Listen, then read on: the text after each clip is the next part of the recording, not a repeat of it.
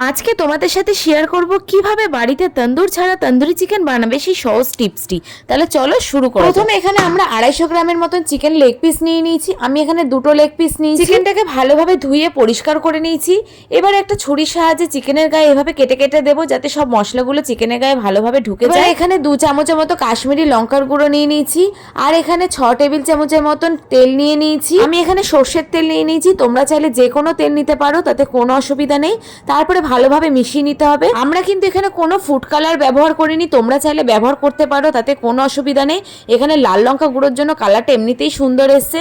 তারপরে এখানে দিয়ে দিয়েছি 2 চামচের মতো ধনের গুঁড়ো, 2 চামচের মতন এখানে তন্দুরি মশলা, স্বাদ মতো নুন, আর দেবো এখানে 1.5 চামচের মতো জিরের গুঁড়ো। তারপর এখানে দিয়ে দেবো 2 টেবিল চামচের মতো আদা রসুন বাটা। এখানে আগে থেকেই আমি আদা রসুনটা পেস্ট করে রেখেছিলাম। তারপর এখানে দিয়ে দেবো 200 গ্রামের মতন জল ঝরানো টক দই। তোমরা এখানে যে কোনো সাদা কাপড়ের মধ্যে দইটা নিয়ে ভালোভাবে কাপড়টা মুড়ে নিয়ে 2 থেকে 3 ঘন্টার জন্য ঝুলিয়ে রাখলেই তৈরি হয়ে যাবে জল ঝরানো টক দই। এইবারে সব মশলাগুলো একসাথে ভালোভাবে মিশিয়ে নিতে হবে যাতে মশলার মধ্যে কোনো রকম লাম্পস না থাকে। এইবারে মশলাটা ভালোভাবে চিকেনের গায়ে মাখিয়ে নিতে হবে যাতে মশলাটা ভালোভাবে চিকেনের গায়ে ঢুকে যায়। একটু ধৈর্য ধরে একটু সময় নিয়ে ভালোভাবে চিকেনের গায়ে এপিট ওপিট ভালোভাবে মাখিয়ে নিতে হবে। ঠিক এইভাবে মশলাটা আরেকটা লেগ পিসেও ভালোভাবে মাখিয়ে নেব। তাহলে এখানে আমার চিকেনটা ভালোভাবে ম্যারিনেট হয়ে গেছে, দেখতেই পাচ্ছ খুব সুন্দরভাবে মশলাটা চিকেনের গায়ে মাখিয়ে নেওয়া হয়েছে।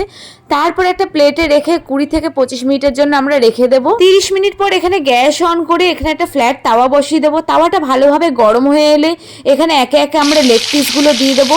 এখানে লেগ পিসগুলো দেওয়ার আগে কিন্তু তাওয়াতে একদম তেল দেওয়ার আমাদের দরকার নেই, অলরেডি ম্যারিনেশনে ভালোভাবে তেল দেওয়া আছে। এইবারে পাত্রে পড়ে থাকা মশলাগুলো নিয়ে চিকেনের গায়ে এভাবে আমরা লাগিয়ে দেবো। তোমাদেরকে তো আগেই বলেছিলাম তেল দেওয়ার কোনো দরকার নেই, তা দেখতেই পাচ্ছ পাত্রে কতটা অলরেডি তেল আছে। তো এই তেলটা আমরা চিকেনের গায়ে এভাবে ঢেলে দেবো। তারপর একটা ঢাকনা দিয়ে 20 মিনিটের জন্য আমরা ঢেকে রাখবো।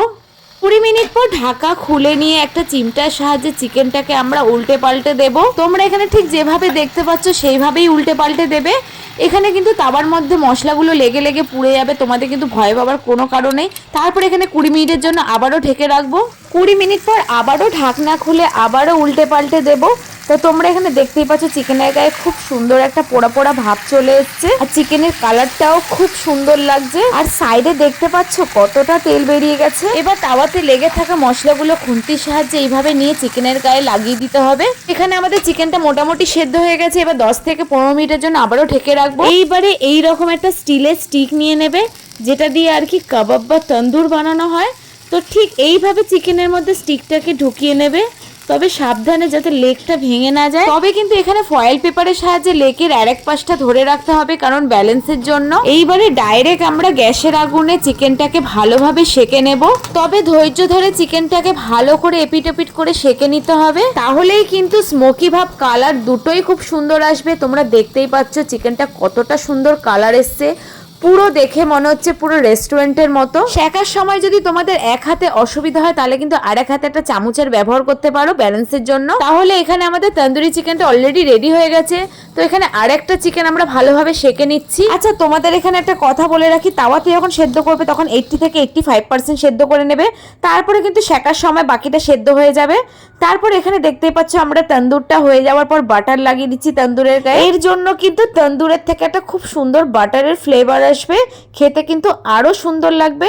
তো তন্দুরটা এখানে দেখতে আরেকটু সুন্দর করার জন্য লেগের নিচে এইভাবে একটা ফয়েল পেপার মুড়িয়ে নেবে। তো এখানে ফাইনালি আমাদের রেডি হয়ে গেল তন্দুর ছাড়া তন্দুরি চিকেন। তোমরা কিন্তু এইভাবে অবশ্যই বাড়িতে একবার ট্রাই করে দেখো, আশা করি তোমাদের ভীষণ ভালো লাগবে। তো এরকম নতুন নতুন রেসিপির জন্য চ্যানেলটিকে অবশ্যই সাবস্ক্রাইব করে দিও।